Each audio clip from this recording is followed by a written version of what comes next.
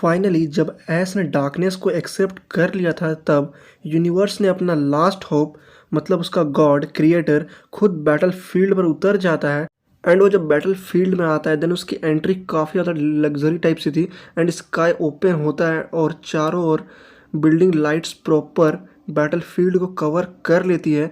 आर्केस appear होता है, उसकी आवाज़ गूंजती है, एस तुमने बैलेंस तोड़ दिया है। इसके बाद डार्क एस रिप्लाई देता है आर्कियस को। डार्क एस धीरे से हंसता है, बोलता है बैलेंस, मैं ही बैलेंस हूँ। एंड उसकी आंखों में एक रेड ग्लो था एंड जो काफ़ी ज़्यादा डेंजरस लग रहा था। तभी ये वॉर स्टार्ट हो जाती है, मतलब बैटल स्टार्ट हो जाती है।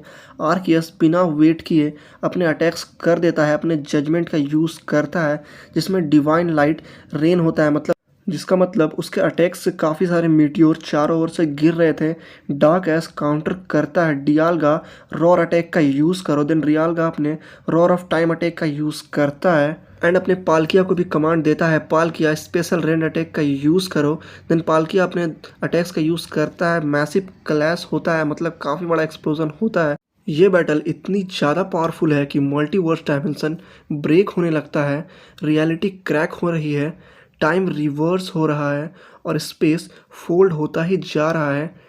एंड जिसके बाद डार्क एस अपनी फुल पोटेंशियल बाहर दिखाता है एंड उसके बाद डार्क एस चिल्लाता है, बोलता है गैराटीना शैडो फोर्स अटैक का यूज़ करो एंड नेक्रोजमा अपने फोटोन गीजर अटैक का यूज़ करो। एंड आर्केस सारे अटैक्स को काफ़ी इजीली एब्जॉर्ब कर लेता है। एंड जिसके बाद आर्केस बोलता है मैं ही सबका क्रिएटर हूँ। एंड इसके बाद जस्ट टर्निंग पॉइंट आता है एंड पूरा का पूरा बैटल चेंज हो जाता है। आर्केस एक मैसिव शॉक वेव रिलीज करता है, सब पोकेमोन गिर जाते हैं, डार्क एस भी वीक होने लगता है।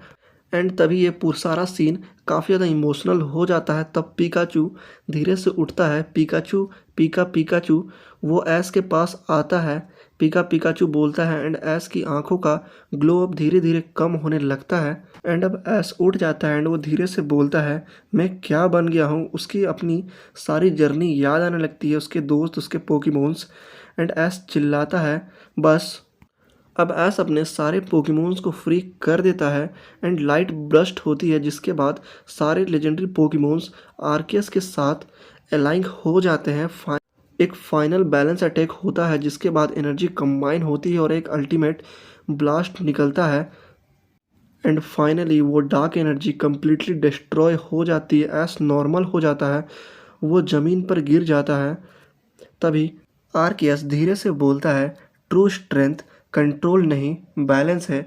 इसका मतलब है तुम्हें किसी को कंट्रोल करके अपना ताकत दिखाने की ज़रूरत नहीं है। अगर तुम सच में ताकतवर हो देन तुम्हें अपनी बैलेंस करके दिखाना चाहिए हर चीज़ों को।